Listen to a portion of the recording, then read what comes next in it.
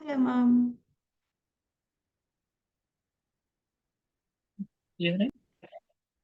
Hello, ma'am. Hi, are you able to hear me and see me?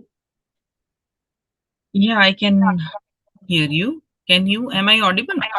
Yes, ma'am, you are audible to me.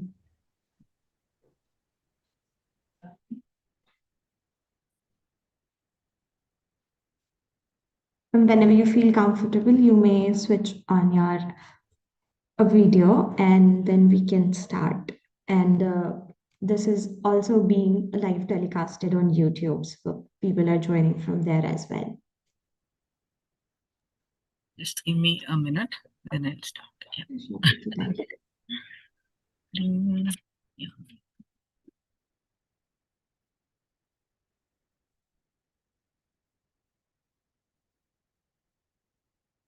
Okay, fine, me over.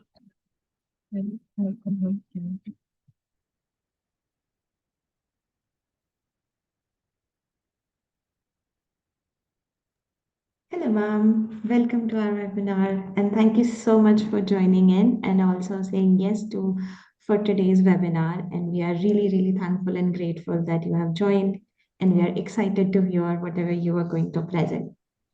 So do let me know whenever you are ready. We'll start it.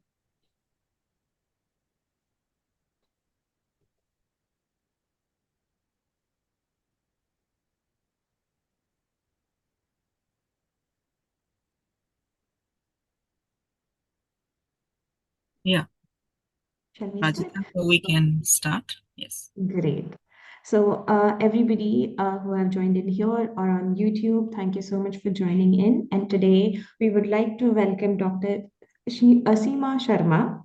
She is a graduate with MA, MPhil, PhD, UGC NET in Education, MA in Industrial Psychology and English, also a certified career counselor, more than a decade of experience in teaching at school like DAV Chandigarh, college like DMC and KIIT Gurgaon, and university like Manav Rachna Faridabad.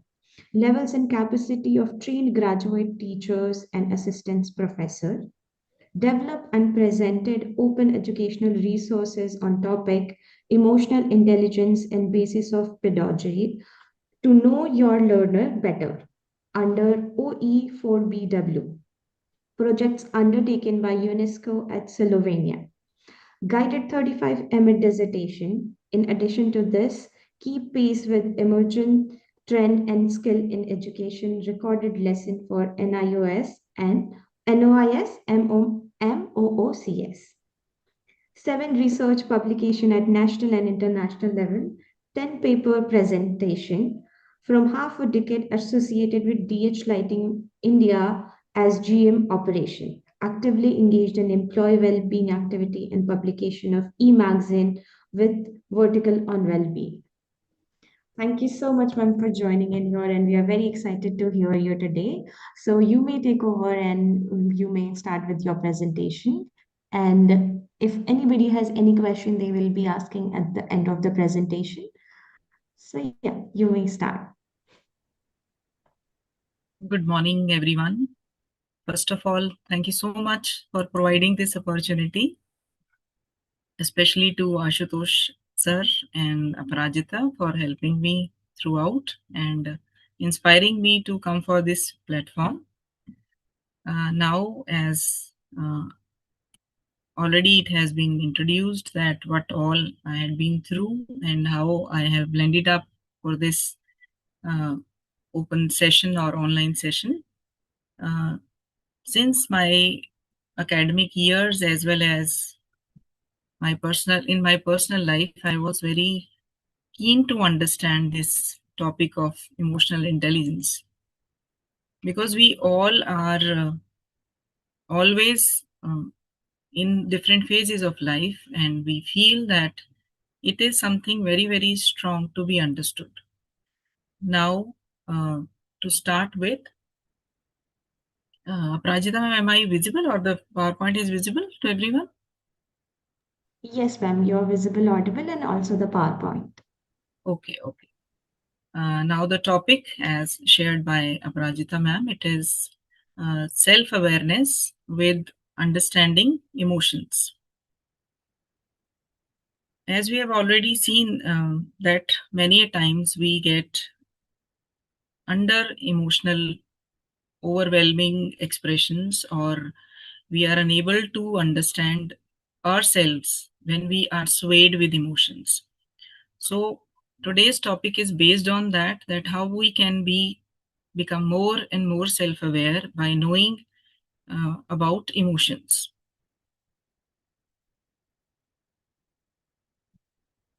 Now the question comes whenever we come to this, that whether it is possible, can we learn, or somebody can change his or her personality to learn emotions? Yes, it is possible that we can learn it to an extent, at least, that we can meet the demands of emotional days. Or if even if we do not understand that how to react during those days, but we can understand that till where we can help ourselves, or from where we need to take help from others related to this. So this is how this understanding, or this emotional developing emotional quotient in us, can help us.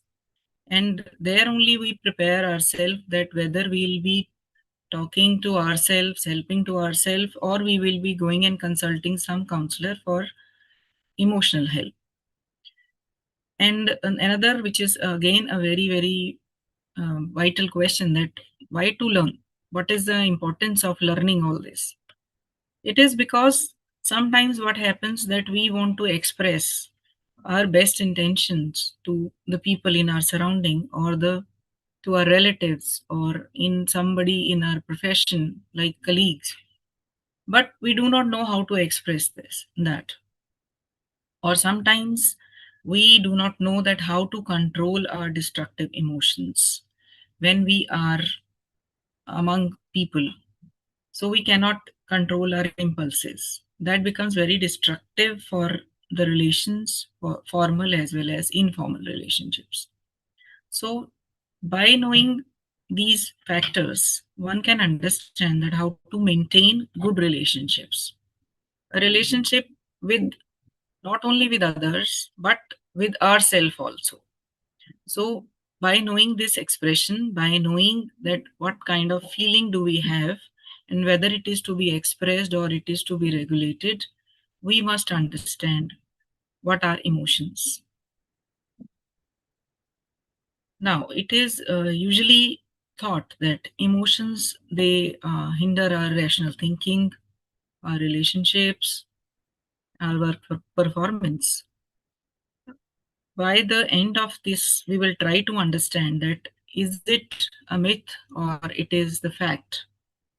Because it has been found that emotions are full of energy, and we need to learn how to use this energy in adaptive ways. Now, to understand this, first of all, we must know that what we mean by emotions.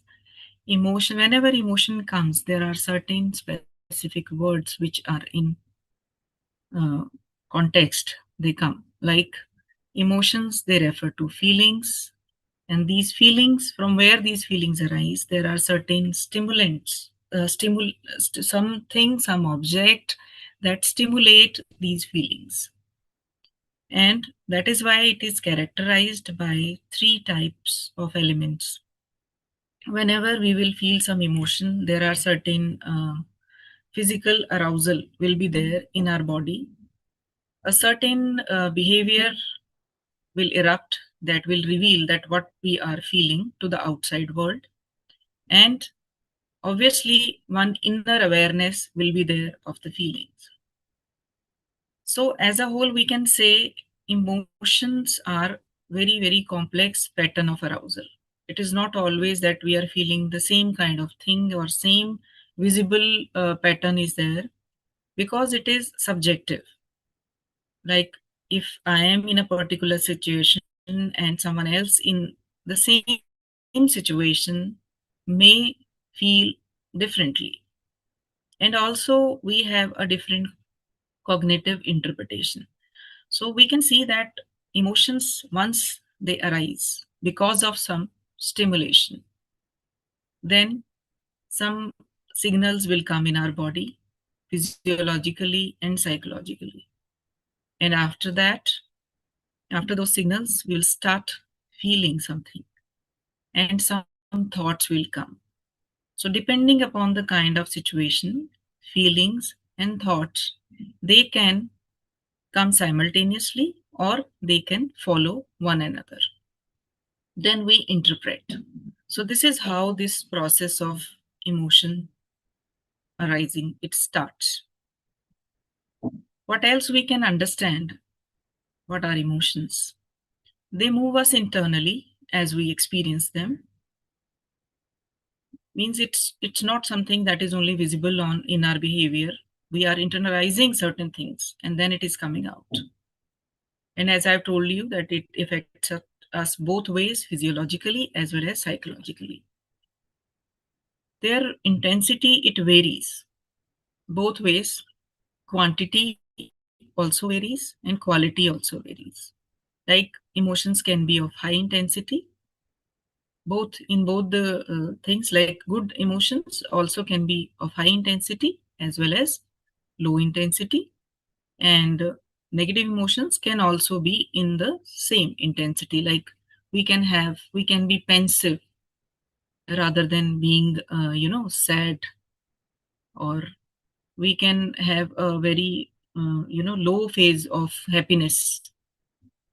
For example, we will see in further in the Plutchik wheel that how the intensity it increases again, and also the quality of emotions, if they are happy or sad. They are subjective factors and situational factors, because what kind of emotions we are going to feel, it depends upon gender also.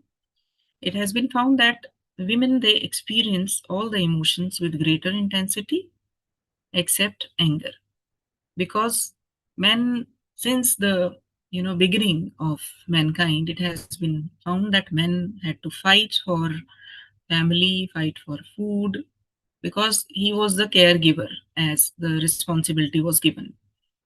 So because of that, that anger is of the paramount importance in his life. Whereas female, they used to remain at home, so they are the you know they are not supporting in that manner like hunting or going outside, but they were supporting uh, to give the care to the children, giving birth to the children, and taking care of home. So that way, this emotion is little milder in case of women. Though because women, they are, again we can say that because of the patriarchal society, it is seen that women they are more and more observing. So that is why they can understand emotions very well. So that is why they have greater intensity to understand emotions, and they experience also, because most of the time they have to experience rather than spill it out or tell it to others. Again, the personality also is one of the factors. Like you are, which personality traits you are having. So depending upon that, the emotional intensity will be high, low. Like we can divide it into introvert, extrovert. Like in a similar situations, they both individuals they will react differently or they will experience differently the emotions. So, as a whole, we can say that emotions, whenever any emotion it comes, it is an impulse to act.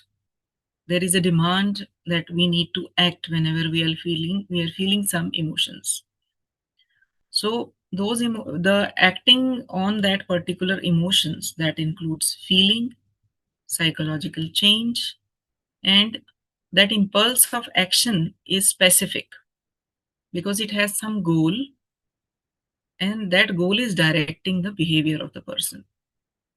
Like suppose some stimulation is there, suppose we are coming across some dangerous insect or something like that, so immediately we need to act on that, because that fear has come that it is going to harm us.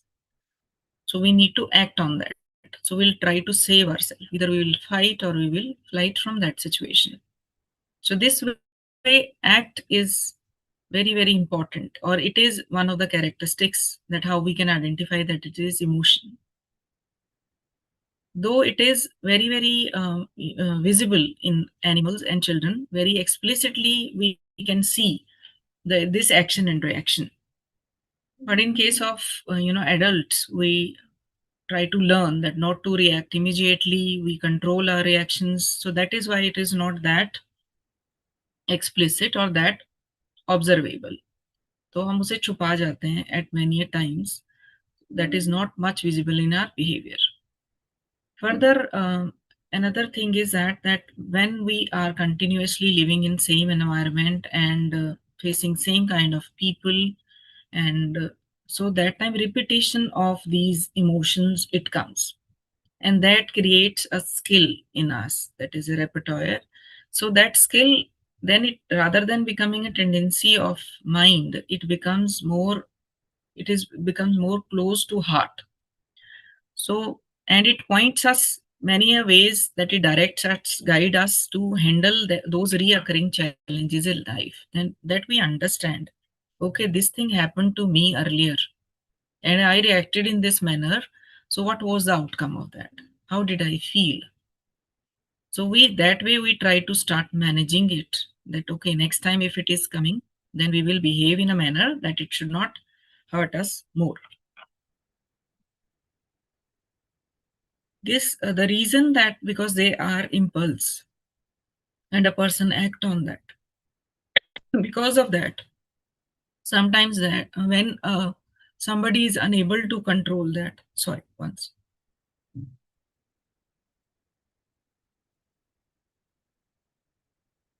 So moral deficiencies are usually because of the reason that we are unable to control those impulses. And because of that, it happens that we lose self-control, and that self-control repeatedly when it is done on different occasions, then it becomes our character, and that again leads to the moral deficiency.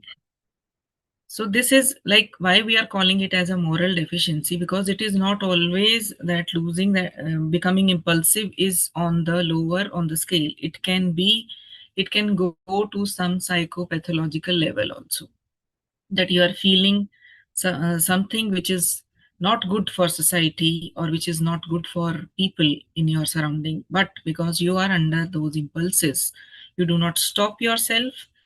तो इसीलिए होता है कि such type of things they happen, that like some abuses, sexual abuses and some other uncontrollable behaviors, occurrence of that happens because that impulse is not under the control, and reason to that can be varied. Now, again focusing on that what are the various types of emotions, because we cannot categorize them in just few. There are 118 and more than that type of emotions with certain combinations. So how we will filter it and we'll talk about it. See, let us have a look on this. It is a very, very, commonly used emotional wheel. In this, we can see different levels of emotions. So if we see on the this second layer of this wheel, these are the basic emotions, like joy, trust, fear, surprise, sadness, disgust, and anger, anticipation. So it is said that by combining these, there are different type of emotions emerge from these. For example, joy and trust, it results into love. Trust, when combines with fear, it becomes submission. So similar way, there are different type of emotions which are as a resultant of the main primary emotions. And another way of looking at this wheel is also that on the extreme end of the wheel, there are emotions which are mild. And when we move towards the inner side of the wheel, they become more grave and more profound. For example, if we can see that serenity, it is emotion when you are very calm, then you feel joyful when more and more of calmness is there. And then your joy has no bounds, then it becomes ecstasy. So this way, how we start from a very mild emotion and then we reach to this, very, very high intensity emotion. Similarly, we can say that apprehension, just about something we are apprehended. हमें नहीं समझ में आ रहा है कि ये कैसे होगा, क्या होगा, that takes us to fear. Then we start getting fear of that. And after fear, it takes the form of terror. So this way, we must know what is the intensity of our emotion, at what level we are. Are we just at the first level? So if we are at first level, try to understand. Because most of the fear is because of not understanding something. So if we understand something, then that fear will go out of that and we will not reach to the stage of terror. So that is why it is said that we must understand our emotions very clearly, that whether we are on the extreme of that or on just at the basic, or we are just the minimum side of the emotion. So this is how we can use this wheel of emotions to understand ourselves. So this is what I am telling you, that basic emotions are at the core and rest are the mutation of these emotions, like when they combine with each other and they take another form. Now, we have understood that in case of the definition of emotion, that whenever some emotion comes, it has related body movements. Like for example, we are taking in anger. Whenever we are angry, so our blood, it flows towards our hands and our heart rate increases. So it changes our physiology and adrenaline generates and a pulse of energy, it comes. Like we feel more energetic and we get prepared to act for and take rigorous actions whenever we are angry. So this is how everything is connected. We are angry because we get stimulated by a certain thing, and then how our physiology starts changing, and then our behavior also when we start taking action on that. Fear. In case of fear, blood flows to the large skeletal muscles like legs, and our face becomes blank as if there is no blood flow in that. It is blanch. It generates feeling that blood runs cold. So we have seen that whenever we are fearful, our hands, they are quite cold. We can feel them. And our body freezes to some extent. And then our entire attention, it fixates to the threat. Like whatever is um, bringing the feeling of fear in us, we will fix on that and we'll try to understand what we have to do. Happiness is more of the increased activity in brain. So it is more of invisible processes which are going on in ourselves rather than visible to the outer bodily reactions. So in that case, it keeps all the worrisome thoughts quiet. So there is no particular shift in physiology, and body, it comes to a resting stage. And because of that, there is a calm feeling and individual gets ready and feels quite enthusiastic for doing whatever task he is about to do or is doing. So that is why we are more productive when we are happy and we start doing, and we decide also our goals, because when we are not happy we feel that we cannot do anything. We stop thinking positive, or we stop doing or putting effort, and we are not much ambitious. So that is why happiness, it takes us to that ride of enthusiasm and help us to decide our goals. Now love. So love, it is more, it has to do with our parasympathetic arousals. It, again, like love, it generates feeling of calm, contentment, and it facilitates cooperation. So the maximum attunement we find when we are in love. So our emotions, they match, and we try to um, cooperate more and more in this case. surprise. When we are surprised, we dilate more and more so that more light can come on retina, because something is there for which we want to get more information.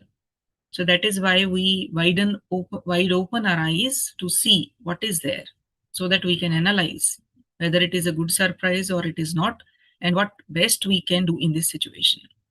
So this is how, the surprise emotion, it takes us to the physical or bodily actions. They are governed by that emotions.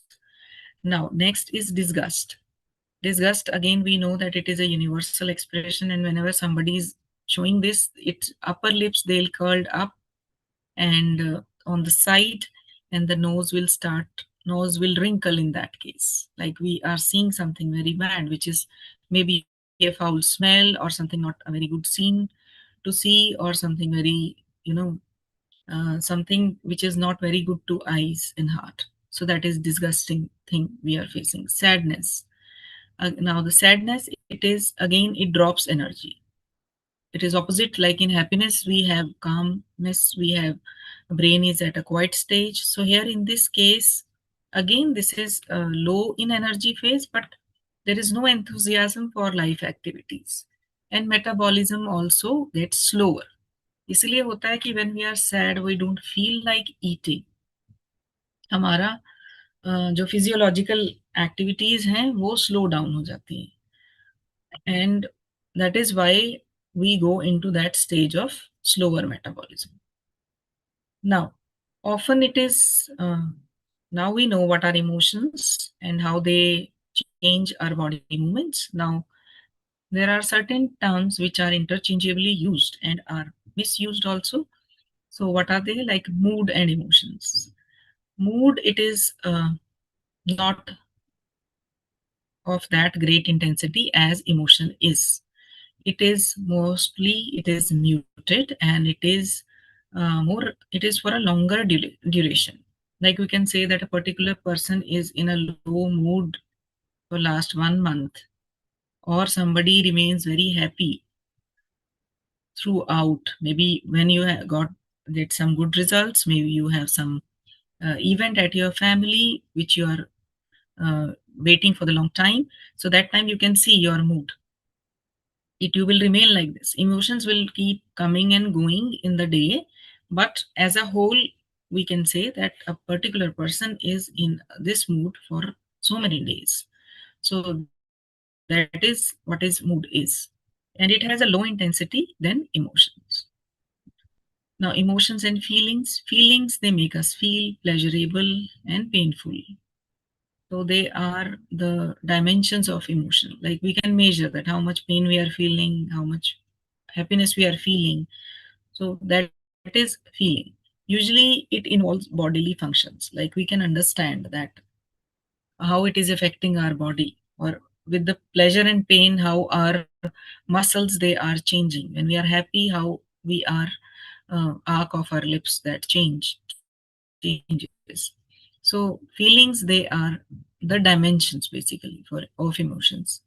Then temperament, it is uh, different people have different temperament. So their readiness to evoke a given emotions. Like if we have a good temperament, so we'll try to remain in that sad phase for a longer time. But if we have the same temperament, we'll try to remain in that. Like there will be a longer, means that person will be having a more tendency to catch up that situation and to remain in that. Like somebody is surrounded by a melancholy feeling without any cause. But we have learned that in case of emotions, there has to have some object, and it is impulsive, and one acts immediately, and it is for a shorter duration. But in this case, temperament also, we can see that it is something which is not short. Now, as we have divided emotions into different types, some are positive, some are negative. So to understand, why do we call them positive emotions? Positive emotions, they are called positive because when we feel positive, and we are into that state. So we try to behave more proactively, we try to help others, we try to be more flexible in our thinking, and we find many solutions to a particular problem, and we take better decisions in different situations. So that is why these emotions are called positive emotions, because we do not stuck up during these uh, emotional moments. We are more creative, we are more helpful, and we try to reach people. Negative emotions, but we cannot exactly say that okay, positive emotions make us more productive, so negative emotions definitely we are going to do disasters. It is not like that. Negative emotions, they also have their own importance for survival, because of negative emotion we try to understand, we try get to know that this situation is fearful, or we need to protect ourselves, or what we have to do in a particular situation. So they are, since beginning, these are the predominant emotions which are experienced by human beings. We cannot neglect, we cannot we cannot say that always we can have positive emotions. These are part and parcel of our life.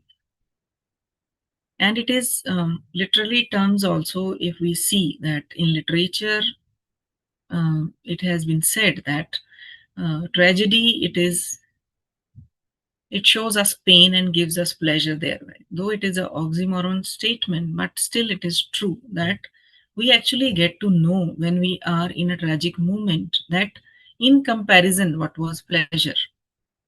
If we are in this situation, it means the situation which was not like this was really pleasurable. So this is how in comparison we'll try to understand. वही है कि जब हमें दुख का नहीं पता होगा तो हमें सुख का भी नहीं पता चल पाएगा. So in comparison, in relativity, we try to understand what are they. And also it has been said that with the negative experiences, we try to broaden our mindset, we make it flexible, and also we try to understand that we are human beings and we are not God. So there are certain things which are not in our capacity, our control. So it is inseparable part of life, and tragedy carries many things with it, like troubles. They teach us how to be tough in life, and that learning take us to the next, to cover up the next milestone, to reach the next, decided object which we have set for us.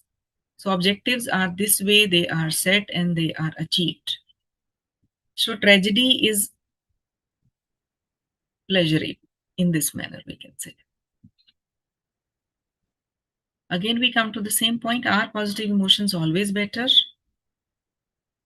Because we cannot have always positive emotions, so we must know that how to deal with the negative emotions also, because there are many incidences in our life when we are losing someone, when we are in a war situation, when we cannot be falsely optimistic, when we are terminally ill and we know that it is going to take a long time to recover.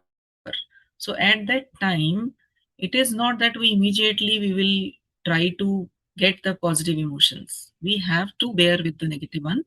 But yes, one thing is that if we have already experienced positive emotions, so they will definitely help us to cope with that illness, because we will think that yes, after this phase, there is another phase which is waiting for us, and I have already experienced it many a time. So this phase will also go.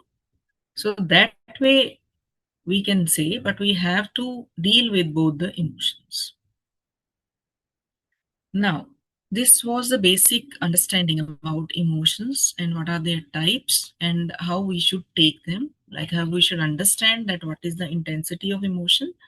Now, we come to another aspect of this to make it more clear that how these emotions they originated, because that will give us understanding that why we are again and again saying that why emotions are uncontrollable, or why emotions are a matter of brain or matter of heart.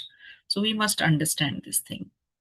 Now, in this physiology, we will try to understand that how these emotions they evolved and thinking, how emergence of thinking take place. Now, it is like this that brain stem. This is all the creatures. They were provided with this minimal nervous system in the beginning, because we consider that evolution of mammals was the latest one. So before that, we have many creatures like water creatures or some creepers or some, these different categories of species existed. So were they all stored with the emotional brain or not? To understand that, so it is, it is scientifically, it is given that brainstem, it was earlier with the minimal nervous system. It means that only the very less, neural system was developed at that time, or in those, creatures, that they can survive, like they can breathe, they can do their functioning, normal functioning of excretion, digestion, and breathing, and some reactions they could do, like some reflexes were available to them. So it means there was nothing like they can store something after learning, or they can recall something. So that way, the first initial, we can say, the nervous system which was available to them, the part of nervous system, that was brain stem. Now moving further, after brain stem, then there was slowly emergence of emotional brain started, and after million of years, this thinking brain or neocortex, it developed in mammals. So we can see that it means feelings they were prior to thoughts, because emotional brain it developed before than the thinking brain. So that is why we understand certain things by feeling, then thinking. Then and again, this implies that emotional brain existed long before rational brain. Now, further, how this emotional brain came first?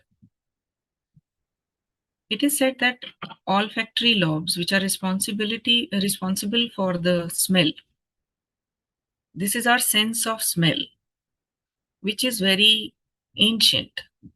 So our emotional roots they lie in that sense of smell. So olfactory lobes they started taking the smells and then started analyzing it. And depending upon that, only the creatures or the animals or the hunters, they used to, basically this we are talking about before mammalian stage, before human stages. So they try to understand that the particular thing which they are approaching, is it nutritious? Should they eat it? Or it is poisonous, just by sensing the smell? Or it is something which is approaching them is their sexual partner, or a predator whom they should make their food, or it is a prey. It is a predator which will make them their food, and the prey which they will make their food. So this is how, with the sense of smell, they were uh, experiencing different situations. After that, olfactory, then slowly, gradually, with the time, then center of emotions they started beginning in that area of the brainstem. They evolve and encircle top of the brainstem. So it is like some rings they started appearing on that brainstem gradually with the time. And then they started categorizing, and they started giving reactions, like what to do in this particular situation. If this smell is coming, so how we have to react? Should we approach or we have to move away from that? So this is how the center of emotions started. And then after that, this or everything was happening in the organisms which are lower in hierarchy. Then came to the, we are going upper, moving upside, and reaching to the mammals. So when they arrived, so this limbic system, like more and more rings, they started adding on that stem, and then a limbic system it originated, and it added the emotions properly to the brain, and then we got this skill of understanding different emotions.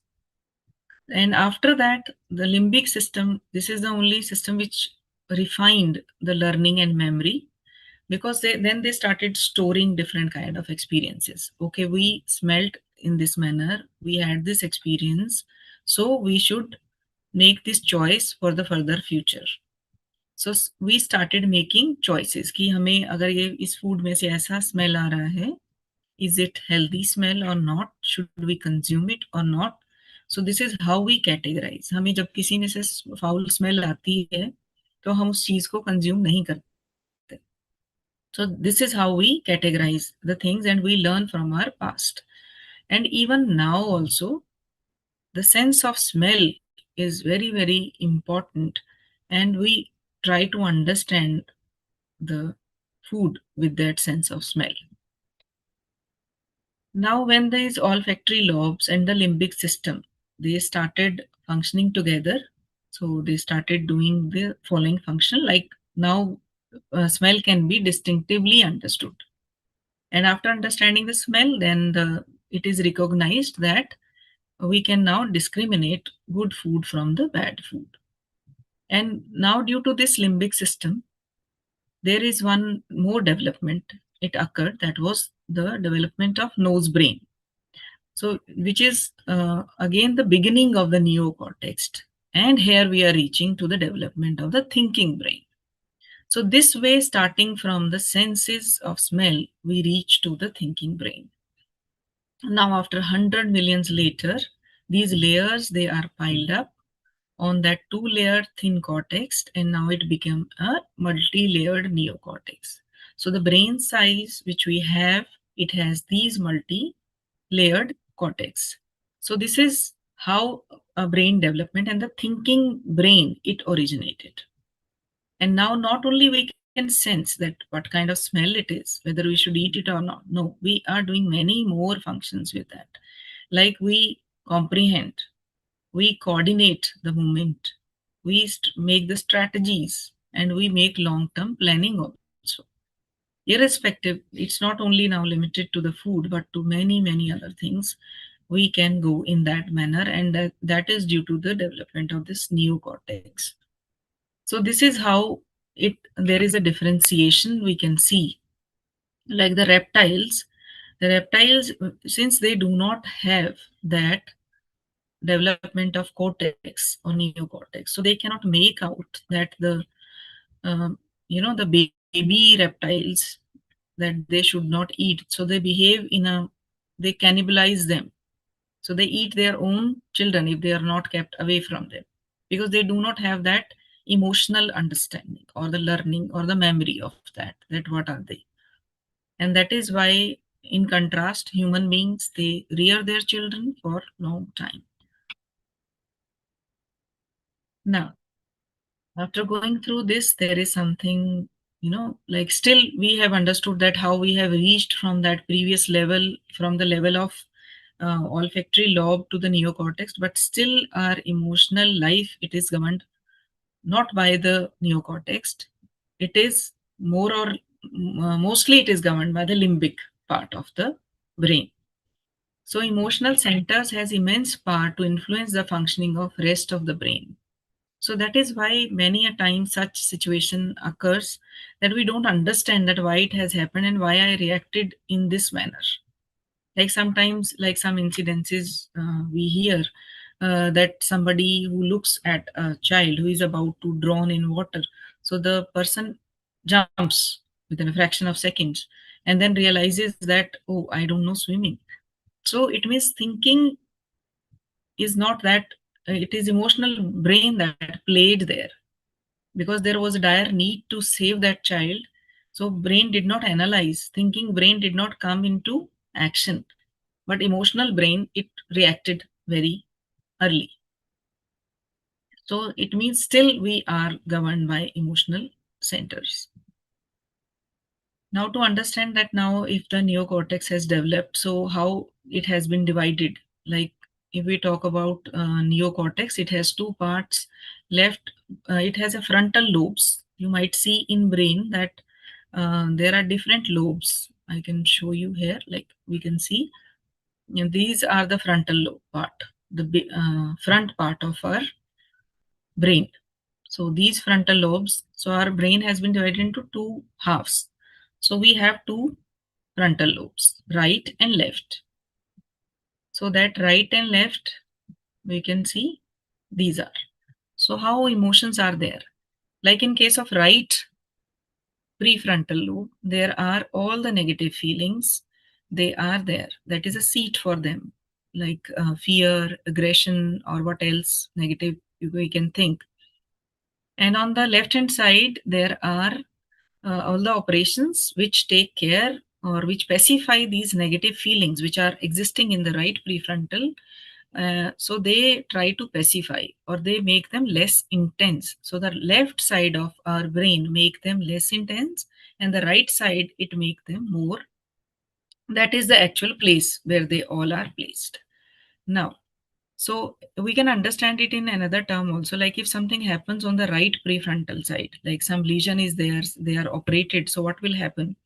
So the person will not experience these negative feelings like fear, aggression, sadness. So the person will remain happy or cheerful. Like it happened with one person. So his wife used to tell doctor that my husband remains always happy. So it had happened that he was this portion was surgically operated, and these prefrontal lobes, it was disturbed due to that. But what happens if our left side of the frontal lobe, it is somehow gets, some such type of surgical things or something like that. So in that case, there will be nothing left to regulate the unpleasant emotions. So person will remain in a catastrophic worry phase. So that worry will not leave that person.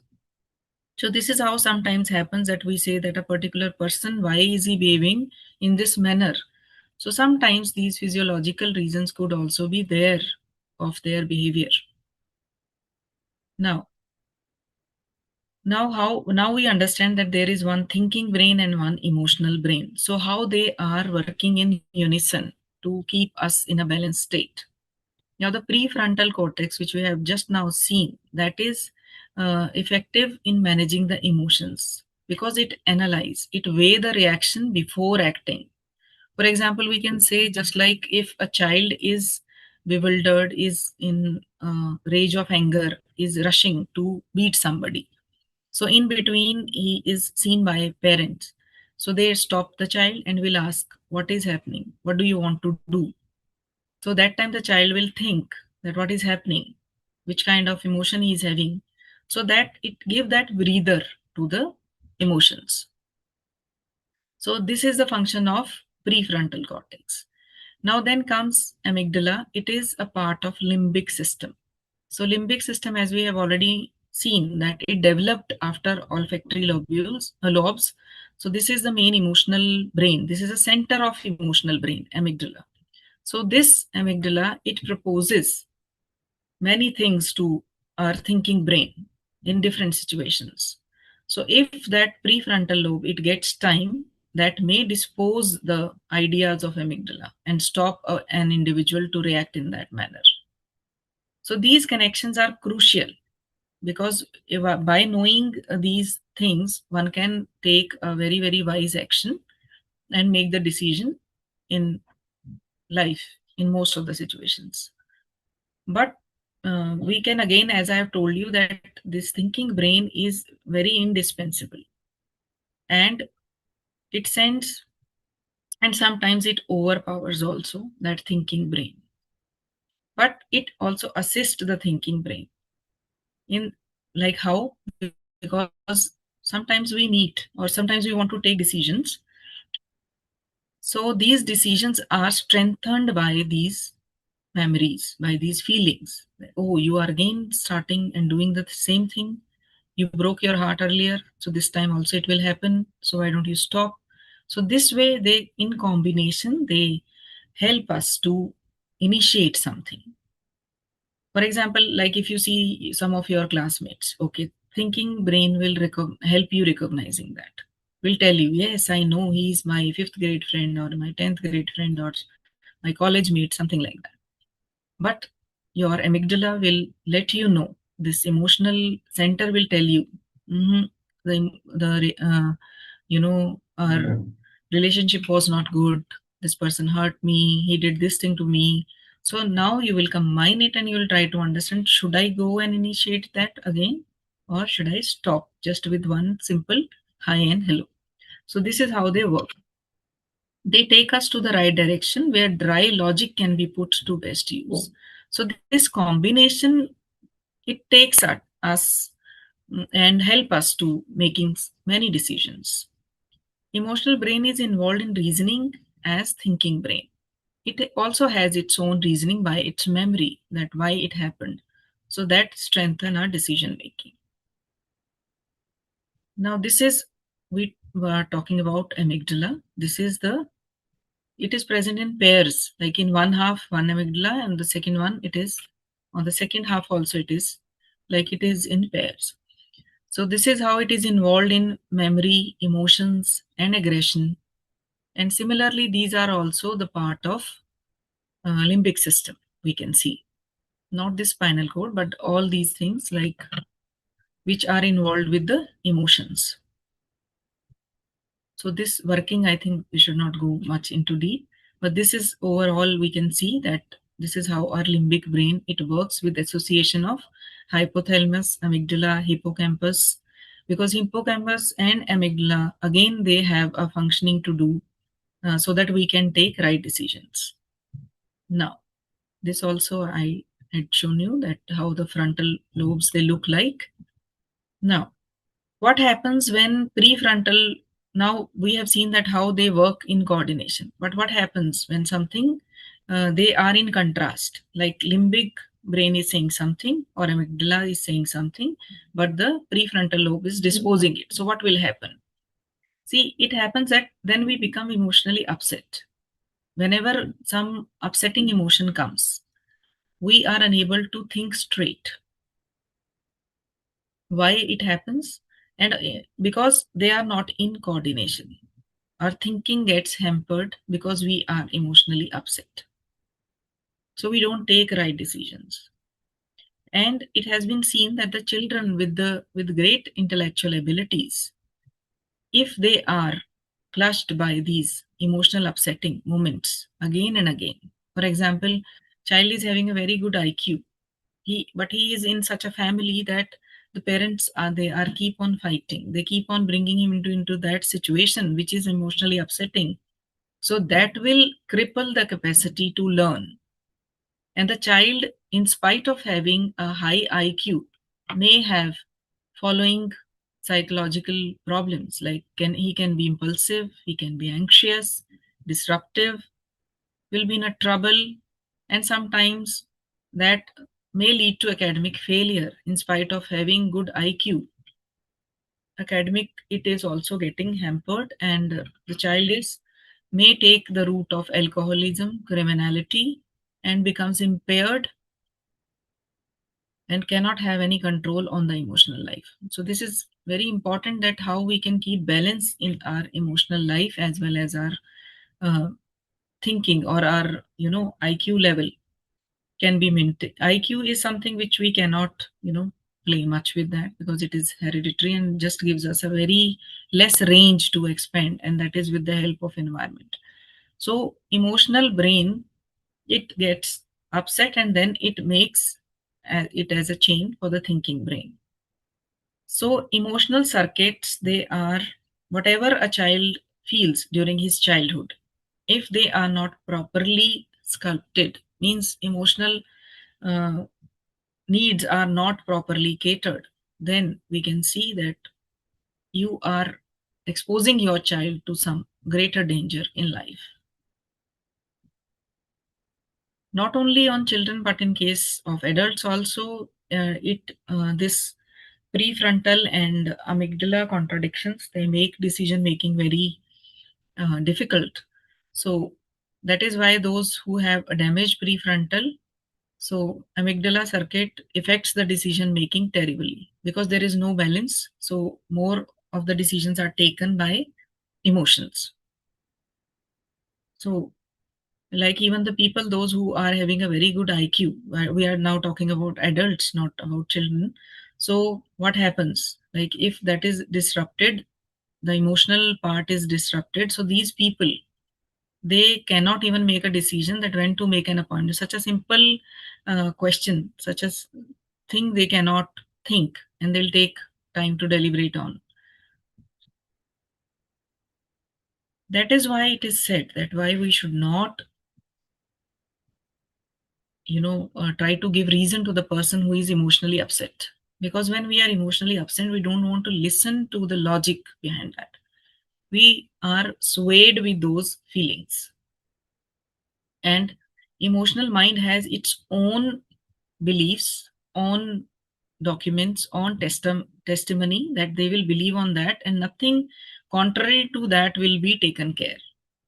So it is not wise when somebody, you see that the child, or when your elder one or your spouse is not that emotionally stable, you are feeling that this is a situation in which he cannot understand, he is emotionally disturbed, so don't try to give him any logic. Him or her, or children also, try to find out that situation when they are feeling calm and they can understand what you are saying. One more thing about the emotion is that they are state specific. State specific means that emotions, they are dictated by a particular feeling. For example, if you are happy, you are sitting at some place, so you will, if you will start thinking, then all the happy moments, they will be filtered and they will be presented to you at that time. And same is possible with the negative case. Like suppose if you are not in a good mood, or you are feeling very negative, so and you want to take some decision, in that case also what will happen, that your brain will filter and propose you all the negative things. So your mind will not be able to take up a decision, balanced decision at that time, because you have gone, or you are into the memory lane of the negative emotion or negative state. So state is very important. So whenever you want to go into the happy memory lane, so it means you have to switch on with something happy thing. For example, when we sit with a cup of coffee, so that aroma, it gives us that soothness, and we start thinking about the good things in life. Or when you are watching some good movie, or when you are sitting at a serene place where there is a beautiful scenery, so at that time the things, they will automatically come to your mind which will be more positive. So it is what is this is called as state specific reality. So every emotion has its hallmark biological signature, and it has its own cues. So body automatically send, and those cues to the body also, and to the your state also. Like as I have already told you, that when you are in a good state, so those cues will be spread to your mind and throughout the body, and you will get all the filtered good memories in front of you. Past imposed on present. So this is also sometimes we get clutched whenever some past memories, they come to us, and we feel that like some connectivity is there. You see something in present which is connecting you to the past, so that way you will travel to the past, and mind will trigger, emotional mind will trigger all the feelings, and that will went towards the event with which you are associating it with. So that way sometimes it can be falsely connected also, like past, something which is just vaguely you are connecting, but it is taking you to the past, so it will affect your rational mind thinking. Now this is also very important in case of emotions, that how it happens, that why sometimes we say मुझे पता ही नहीं चला ये कैसे हो गया, मैंने ये कैसे कर दिया, I don't know. Like the example I give you, that how that person, he jumped to the water without knowing swimming. So this is called neural hijacking. It occurs in instants, like it gives no time to the thinking brain, or no analytical pause is taken in that case. Only limbic system decides that it is good and it is necessary. It is in both the cases. We cannot say that always in a negative situation it happens or in alarming situation it happens. No, it can happen in case when there are some, you can see there are certain cases of heart attack when somebody gets attacked by laughing aloud. So it means again that case you are not involving the thinking brain, only the emotion. It traveled and it came, its intensity increased to the level that the person gets heart attack. So this is how the neural hijacking takes place. In this case, the limbic system takes the entire control and gives direction to the other body parts that you have to react immediately before giving the signal to the thinking brain. And then the person, after this dust gets over, after reacting in such a manner, instantly, hurriedly, then the person sits down and thinks what had happened. I don't know. ऐसा हुआ कैसे? So now in this case, I would like to quote one example. Like for example, this is the case when somebody is laughing and dying, and another case is like what happens when sometimes we see that the children, they try to hide and they want to give surprise suddenly to their mates or their parents or someone. Like suddenly reaction comes, we try to hit that person immediately with the, even we know that the child is our own or the child is may get hurt, even then that sudden reaction comes because of this neural hijacking. Now then comes one very interesting fact, that we are talking about prefrontal cortex since the evolution part. So that part, it takes longest time to mature. It means you can see that we become wise with the with by passing a lot of time. But it starts, diminishing very soon. So we remain with this wise mind or the thinking brain for a limited time period in our life. It is first to go and last to mature. So that is why the things happen that we become child again in our old age. And why it is happening so? Because we have to, it is, we too much exploit the plasticity of this part, because we experience so many stresses, so many environmental toxins. So that is why this is the reason that it has a shorter lifespan. Emotional brain and rapid acts, though we have already discussed that why the neural hijacking happens, it is also in a similar manner, that it is occurs at a very very high speed, but it is useful also in certain situations because we understand if something is alarming, so we can react very promptly in that situation. And also we can understand that if a particular person is angry with us or lying to us, or he is like, this is something related with our intuitive judgment, that with a fraction of seconds we can understand these things, and it is because of the rapidity of our brain. And also it tells us, like sometimes we don't even analyze, before that our brain tells us that we cannot trust this person, and this situation is not good for us, and we cannot stay any longer here. And reason we give to our, later on we give the reason why it had happened, but our emotional brain, it indicates before that. So it acts like a radar to us, and it is helpful also in many situations. And as we have discussed these cases, it can be harmful also because it takes place in a snap of finger and sometimes misleading.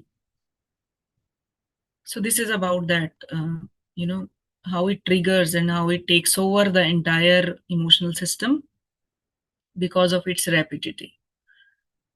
It just for just few seconds it takes to take action and reaction.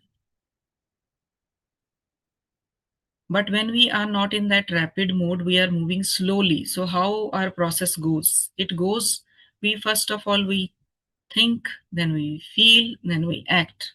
Like it is a process when we brew on our emotions. We stick to some, look at some picture, We start thinking, we clicked it at that time, then we go to the feeling, how we felt when this picture was clicked, who all were there, and then we start acting. Maybe we will call those people on phone if we like that, or maybe we'll try to avoid that, or something like that. So this is a slow process of thoughts, feelings, and act, and it is more deliberate and slower than the rapid action. And this is also helpful in certain situations, or many situations we can say.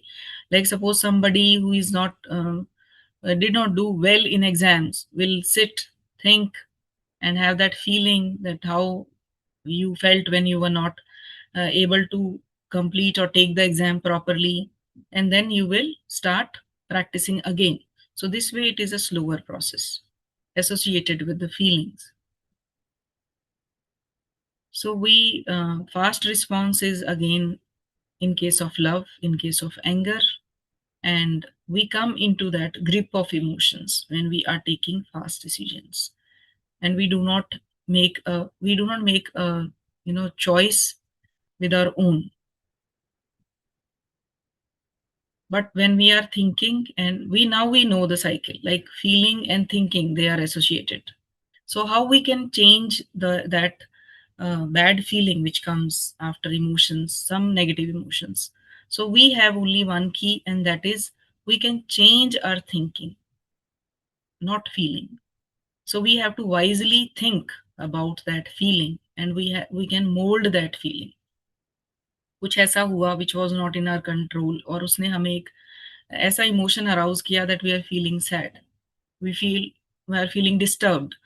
But instead of keep on feeling the same thing and aggravating that, going into that state specific emotional phase, rather we can think कि हो सकता है कि इस situation में जिस इंसान ने हमारे साथ ऐसा किया उसका mental state कुछ और होगा.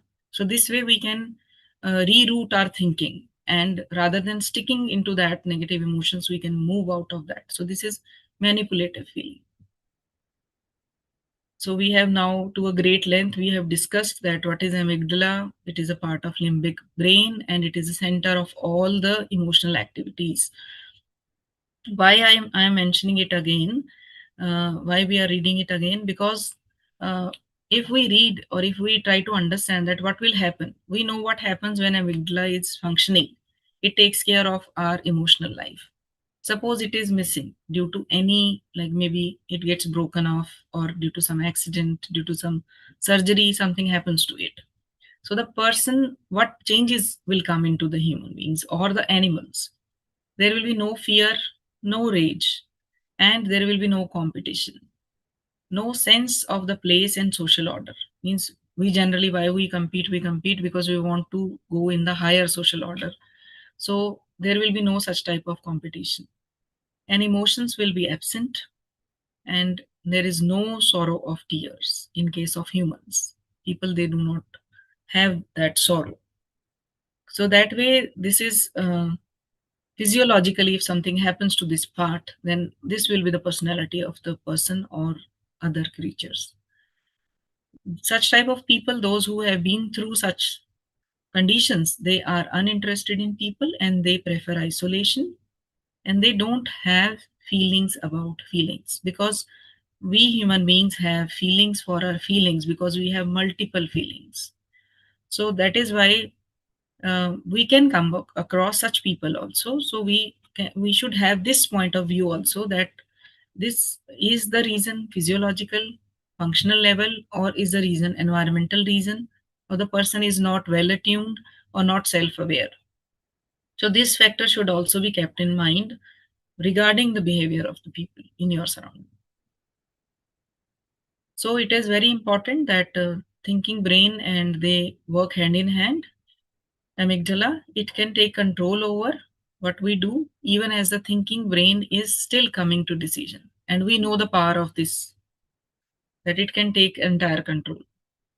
And it is the heart of emotional intelligence. So when they work properly with each other, amygdala means the limbic system and neocortex, when they healthily work together, so we take healthy decisions in life. So these are some triggers with which the amygdala start functioning without telling brain or something like that. That if somebody is hating me, I have some fear, or when somebody can hurt me. So if the brain gets answer yes, yes, I am interpreting the situation in this manner, so that will send the signal to the entire brain to work on emergency over other thoughts. So this way it acts. So amygdala has such a precision of the acting that it can remember such small some memories which are just moved in front of us for a fraction of seconds, and they unconsciously they comprehend it also and decide it that we like it or not. For example, like if we are sitting here and something I move with a very high speed in front of your eyes, so the brain will register not only this thing, this emotional brain will register not only this, what was the object, but also whether I liked it or not liked it. So the sensitivity of emotional brain is very high. So they work together. This is one more part which I have shown you, hippocampus and amygdala. We have seen in that diagram, they were very close in the brain structure. So all the dry facts are remembered by hippocampus, and amygdala, it adds emotional flavor. And this example I already gave you, recognizing your classmate or colleague. So how you add on emotional information to that. So sometimes impulsive memories or the emotional memories, they can become trigger in the present, and they can also be faulty. So if we are unable to analyze, just we act on that. For example, there is one nurse which worked in during the war, and she, with the smell of the diaper, she always goes back to her war days. So that is why whenever now becoming a mother and she is changing diaper of her child, she goes to that phase, and she goes into trauma because of that. So we can see that how the past memories, they can spoil our present also sometimes. And incompatibility between these two parts, we have already discussed that how it will hamper the relationships in future.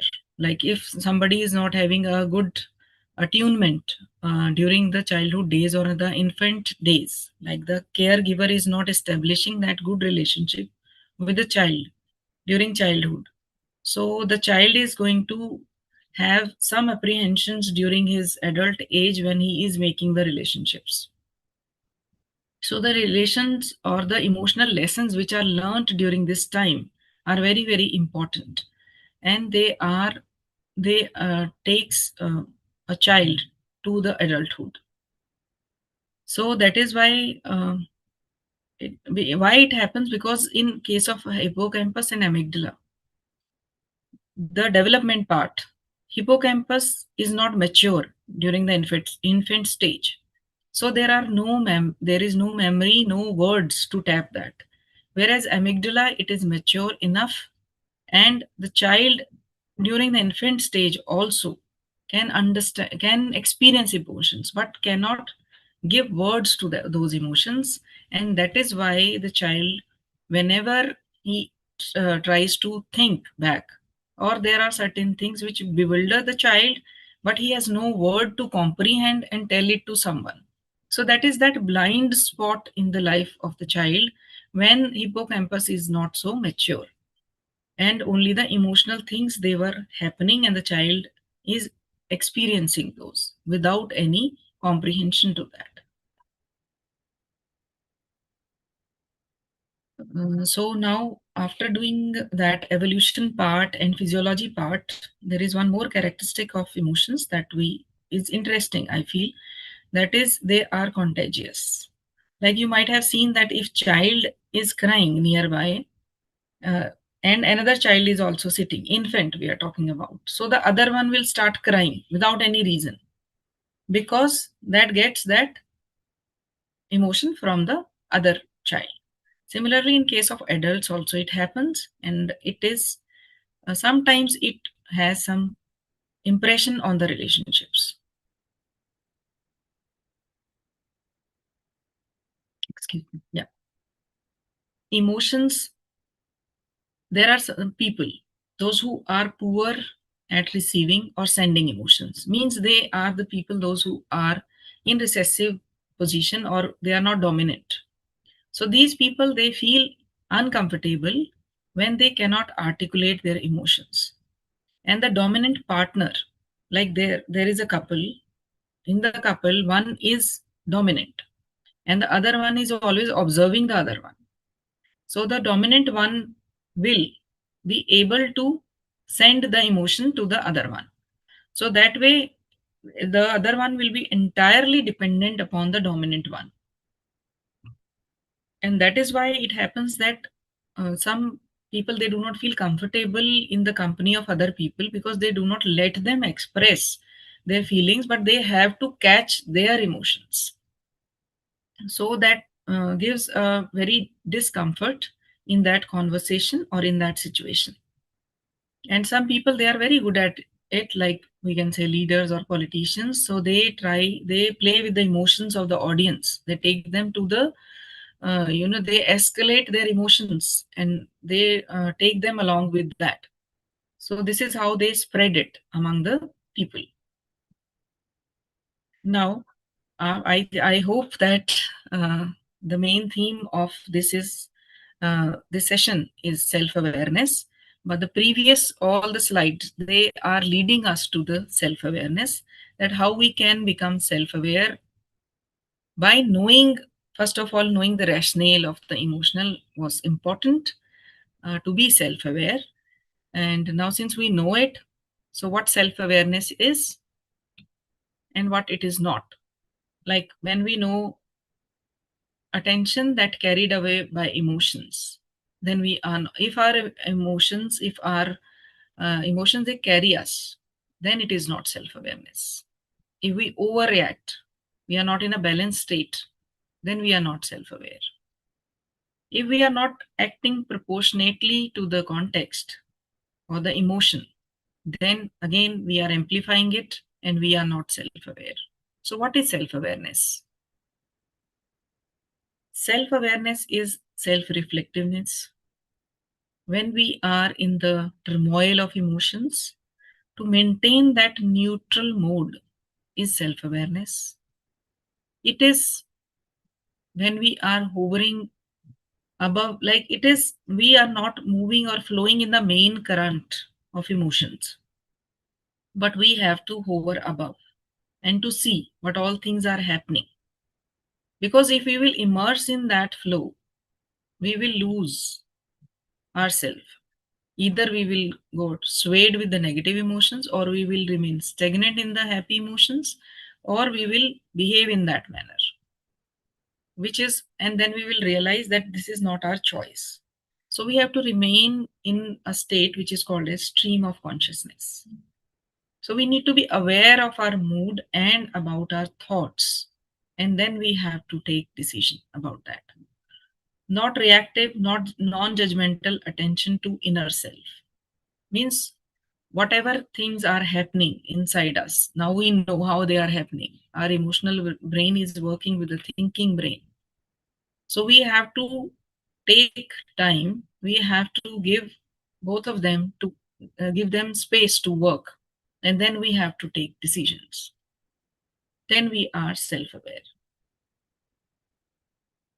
Self-awareness, why we need to be self-aware? Because in that case, it gives us more sophistication and it clarifies us about the emotions, and those, that clarity, it support us in other to handle other personality traits also. We need to have autonomy on our emotions. We cannot always, in all the situations, we cannot say that I don't know what happened, I reacted, it happened to me, I was swayed with emotions. We cannot always give this excuse because it will spoil a big part of our life. So we need to take that authority, that autonomous, we have to, autonomy of the emotions should be with us. And when we will have these emotional autonomy, we will be good physiologically, psychologically, and we will be able to come out of such instances, such phases which are depressing, which are not good. So we'll be able to come out of those if we are aware. But if we are not at all aware and we are going into those, then there will be no possibility of trying to come out of it. And another very broad topic is that is mindfulness that help in managing these emotions, so that can be taken by someone else for the further sessions, because it is also a very good associated thing with that. Now, if we are not self aware, then what we are, many of times we are engulfed. This is what I was discussing, that we say that we are swamped by the emotions and helpless to escape from them. We could not take the charge of our mood. But how many times we can say this, that we have no control on our emotional life? So every time you are wasting a very, very big phase of your life in by engulfing in these emotional states. So overwhelming or under stressing yourself is not the way of life. We need to be self aware. Sometimes some people, they accept rather than getting engulfed, they accept also. Like how? Like they don't have any motivation to change. If they are in happy mood, they'll remain in that. If they are not in that, they don't want to change it. But such pattern take them to the other issues, psychological issues, like mostly it is found in depressing people, that they resign, they want to remain in that state, they don't want to put any effort, so which is not good. And the person who is totally like, mostly we remain in a gray area, like we do not much aware, and we do not always remain in happy or always remain in negative, but we remain in that gray area. But if we are totally not at all self aware, it means we are suffering from alexithymia. That is the thing where we have no awareness, we do not know how to express. Like some people, they watch some emotional movie, they cry, but they don't know why they are crying. They don't have any reason for that. Or sometimes even they do not have tears for that. Like that is a disconnection between limbic system and neocortex system. As we have already discussed, that is the case when some surgery happens or some uh, seizures, they are coming to the patient, and that was being treated for that, like that.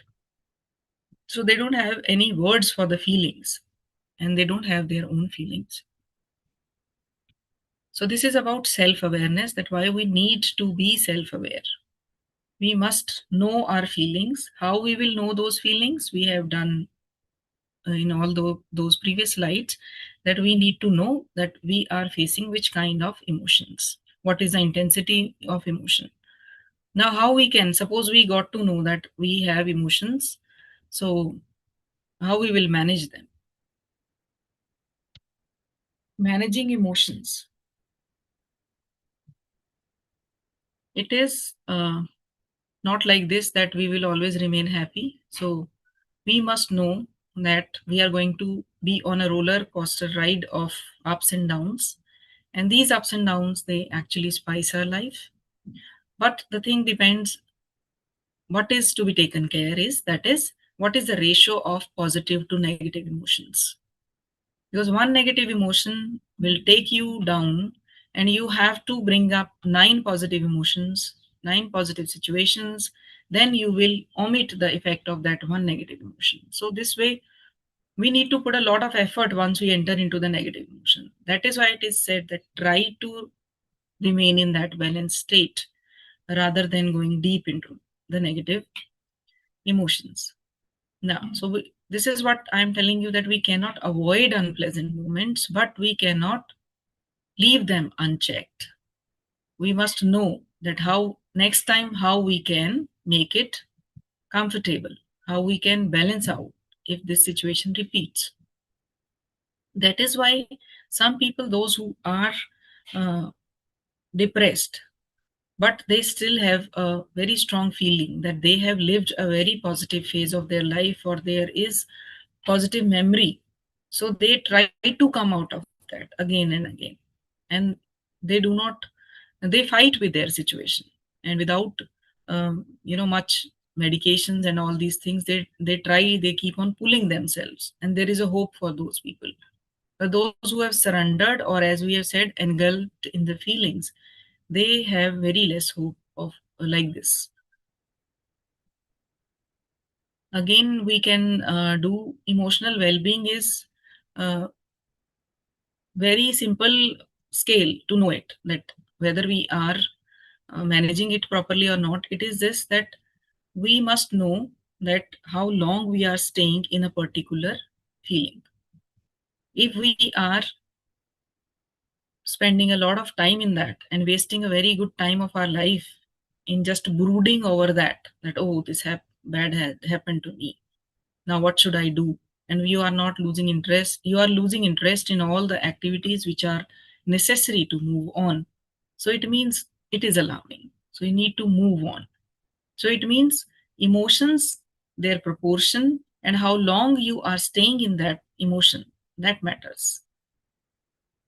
So if you will stay for a longer time, so the emotion will affect you intensely and it will destroy the stability. So again, just a few cues which you can use, like we can't change feelings, but we can change thinking. So keep your thinking positive and then try to come out of all the odds of the life. Now, some like after doing this, we will just try to understand that instead of going much deep into the evolution part or the physiology part, what things we can remember in day-to-day life so that we can remain in this in a balanced state of emotions. So these are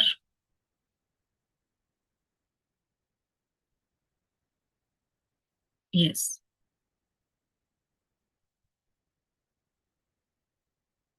Now we know that emotions are, once an emotion comes, it asks or demands you to act on it. So it is not that easy to suppress them. So that is why it happens that once you go into some negative emotion, so that will switch on to another negative emotion, and this way you come into the chain or the train of those emotions.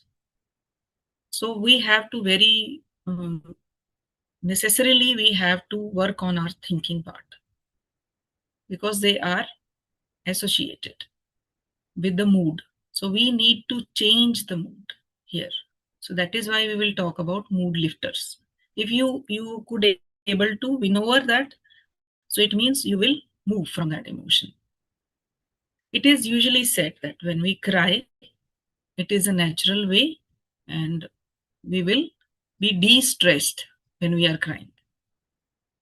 But it is not always it is like this, unless it is not cutting you from that thinking pattern. If you even after crying you are still remembering what made you cry, it is not solving the purpose. It will rather prolong the misery. So we can understand it with that electroconvulsive therapy which was used when the patient is unable to come out of uh, these negative emotions, so that after giving that therapy they will cut off from the memory, and that loss will help the patient to recover. So if the crying is doing the same thing with you, then it is better. Sorry for this. Now coming to uh, next is how you can distract yourself. Reading, TV, movie, video games, puzzles. Though these are, again, you will see that are they really the solution for this? Yes, to some extent. But after watching too much of TV, playing video games, going for shopping, and eating too much, it will put you into regret. So these are not the healthy ways to distract yourself, but rather you should use more effective ways of distracting yourself, like playing, going for walk, or getting involved in some hobby or habit which is good to you. they will shift the mood, like exciting sporting events, uplifting books, or aerobic exercises. Again, while doing exercises, it has to be taken care that you are in which state of the negative emotion. If it is very low, then meditation, rather than meditation, you have to increase your state. So you go for aerobic exercises, because they will take you to the higher, uh, they'll change your mood from that low one to the higher state. And similarly, if you are already in a very high arousal state, so try to practice meditation. So one should use these techniques, but use them rationally, because everything, whatever we are suggesting here or whatever is there, it is to break or give you gap from that, um, negative emotions, so that you can think something fresh. Apart from these, there are some other sensual pleasures also, like you can treat your senses with something else, like hot bath, eating favorite food. But again, you need to remain cautious that overeating can create problem. Listening music, it is good for ears and it will soothe you. Shopping in women is more popular, and again I am saying that it is not, when not spending according to your pocket, it can again become anxiety giver. Men turns into drinking and drugs, which is again suppressing their nervous system, and that adds to the depression more. Then there are certain constructive approaches which can be used. They are, suppose if you are in a very good mood, so your energy is not very high, so you won't be able to take the new challenges. So at this stage, try to find out those chores of your household which are delayed for a long time. So now you have a time, put music in your ears and start doing that, and you will find good, and everything will be, because that clearing up will clear something in your mind also. Live to your self image by getting dressed up or putting on makeup. So give yourself that look, like you are confident, feeling good, and improve by dressing up. Another mood lifter is cognitive reframing. As we are talking again and again that we can change thinking. So try to see the things differently, and that will make the difference. So whatever things making you feel bad, they will come into the positive light, and that will work as antidote to your sadness. Another thing is which is effective during such times, that is downward comparison. Downward comparison, like if you're thinking, oh, this happened to me and this is very bad, and then you try to think that what else happened with the people, or how people, they are facing more worse situation than you. So that downward comparison will give you that feeling that no, I am not in that miserable stage right now, so I can cope with that. Upward comparison is not a good choice during this time, because you will come in comparison and won't be able to get out of it. So when you have recognized how you feel, then you can able to try to change it. So it gives us more degree of freedom. That is why it is necessary to first recognize and then try to change it. Because just simply saying that don't do it will not, will suppress you, and you will suppress your feelings at that time. So it is more important to be aware that why these feelings are coming to me, and then try to change that. So it is a different thing, like expressing and becoming aware of the feeling. Another thing is helping others. When you try to help somebody who is in a similar state or little less or miserable than you, or you try to extend that favor to somebody, so that gives produce some good hormones also, and you will feel good. It can be anything: feeding homeless children, or giving some person some coaching, or telling something which you know better than the other one. So this way, and sometimes people, those who are religious or they feel spiritually good, so they can pray and that will work to improve their mood. Another method is emotional storytelling. Whenever you have faced something which is very, very traumatic or something which you want to come out of it, then try to tell it to someone or write in your diary or express it in any form, maybe painting or maybe some poetry writing or something like that. Though this practice is culture based, like in India, um, people usually avoid emotional confrontation, so they don't tell in their family. So there it is good to write a journal, write a diary, and that way you will be able to give words or to your feelings, and you will be able to identify them and understand them, and then only you will start working towards them.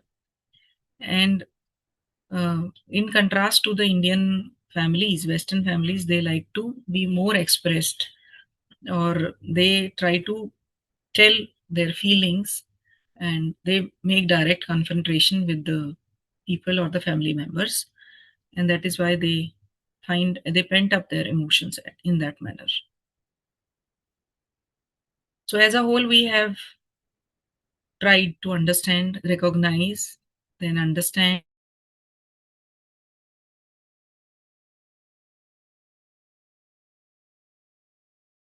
and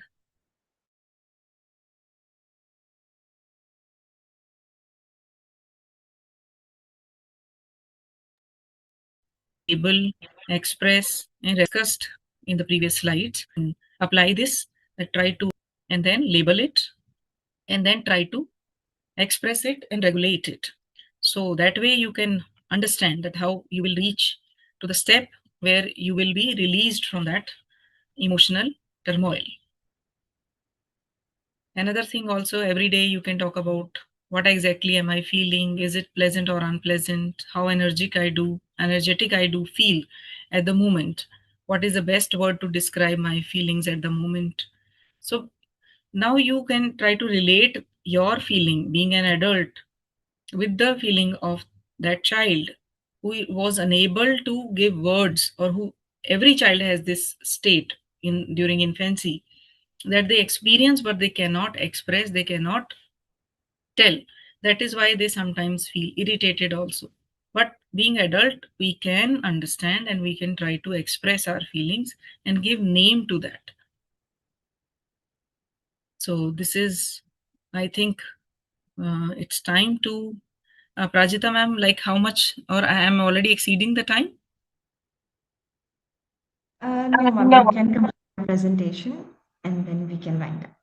Okay, okay. Just a two slides more. Oh, sure, sure. Yeah. So as a whole, like now we will again summarizing it. Be aware of your emotions and feelings. How and why of your feelings you must know. Why it happened, which thing stimulated it, which object, which person, which event. You must be aware of that. And then try to evaluate the event. When we will evaluate, we will try to understand. And with the thoughts, we can recircuit whatever bad had happened. Because if something has happened, you are feeling anxious or sad and disturbing, so it will go to the sympathetic nervous system and that will get activated and that will make you feel stressed. But why it happened? Because emotion that had happened before, but we evaluated it later, and we gave the same feedback to the brain that no, it was very bad. But if calmly you are sitting and you are analyzing and then you are putting it into a positive light, then that signal will go to the sympathetic nervous system and you will feel not that bad. So it is up to your, what story you are going to tell after feeling. That makes a lot of difference in recircuiting your emotions. And do self monitoring also. Try to understand how you have behaved in previous events, during your emotional states or physical states, or some vicarious experiences which are only in your thoughts. So how you have monitored yourself during past. Recall these things as and when sometime you get, because that will strengthen you and will validate that yes, you worked very well and you are balancing your emotions. So be ideal for yourself sometimes and tell your accomplishments to yourself. See the other side of, again, this is another way of telling story or enhance the positivity by looking at the other side of the situation. Try to be creative, develop some hobbies, go in flow, develop something, keep yourself busy in certain things which are not boring or not very or those do not make you very anxious. So remain in that flow state where you need not look at the time again and again, and you just are busy in working with that pleasure. Develop and nurture good relationships. You need to relate well, stay with the people, those who are positive, those who understand you, and they have that balanced state of mind. Participate in community services altruistically. When we do certain things and we participate, that gives us one inner feeling of satisfaction, and that increase into the account of positive feelings. Try to be empathetic, though it is much more related for the another quadrant of emotional intelligence, that is building relationships and understanding other people's feeling. Being empathetic for yourself is also like be self compassionate for yourself. That is important to understand your emotions. Balancing of emotions, it is also very important, as we are kept on talking again and again about this, because too much muted emotions also creates dullness and distance. And if they are out of control, they are extreme, then they become overwhelming, and again they make you maniac, or some psychological disorders will develop. So we need to remain in that balanced state. Now, I think I had showed this slide earlier also, where we try to understand whether it is a myth or truth that emotions hinder our rational thinking, interpersonal relationships, and work performance. So I hope now we would have understood that emotions are actually full of energy, and we need to learn how to use this energy in adaptive ways. So that's all for today. Thank you everyone for listening, and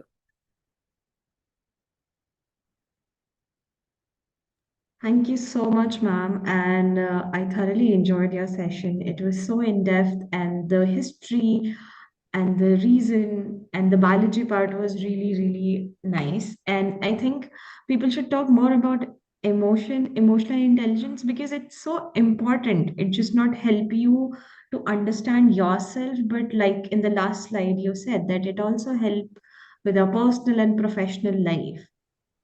And there are times when we feel something, but because we haven't talked much about it, so we do not have vocabulary that what am I feeling. It just goes कि मुझे अच्छा नहीं लग रहा है, क्या अच्छा नहीं लग रहा है, कितना अच्छा नहीं लग रहा है. We never really think about it. But yeah, thank you so much for talking about it. Ma'am, if we have time, can like I have just one question. Can we do that? yes, of course. Yeah, Sure. please. Thank you. So it's a very generic thing which I have been hearing mostly on Instagram. A lot of people are saying that my body does not know anymore what is anxiety and what is excitement. My body reacts in the same way. So, like, do you want to say something on this, like why this is happening, or is this happening, or this is just people are generalizing it? So basically, we want to know excitement and anxiety. Huh? हाँ, दोनों का reaction body पे same हो रहा है. Like my brain is not able to differentiate between anxiety and anxious, sorry, being excitement. See, actually, to understand it, anxiety basically, like whenever we are in some situation which demands some energy and some focus from us. For हाँ. example, you have your exams, fine, your hmm. date sheet has come. So you will get that anxiety because you will start going through what all I have done, what is the syllabus, how much I have to do. So that anxiety will take you towards focus towards exams. Fine. And that is needed also. Similarly, if the event is some happening event, some marriage at the family, you will be excited. I'll be needing some essays and all. So both are parallel. Only the situation is different. And in case of anxiety, it is necessary also. Okay. So, but if it accumulated to a certain level, then it will take you to the other side of the balance. Fine. Like you need some light, some power in a bulb to light up. Fine. If it is very less, it will not light up. But if it is too much, it will fuse. True. So it means that anxiety and excitement, situational difference is there, but they are related to when you are agitated to do something. I hope I could make it Yes, some. thank you so much for clearing that. Like, yeah, both are leading to something, and which, for which are little apprehensive that what a result could be. So maybe the thinking pattern is same for that. And with that, thank you so much for ma'am for your presentation and for also answering our questions. And thank you everybody who have joined here, people who have joined on YouTube. It's really nice to have you all here, and it really encourages us to go ahead. And ma'am, I really hope you can come again and talk more about mindfulness. Like you said, we would love to have you again. And Thank you. again, thank you for I being here. later on from you that how it went. Okay. Sure, ma'am. Okay, then everybody, thank you and see you on next Sunday. Bye bye. Take care. Bye, ma'am.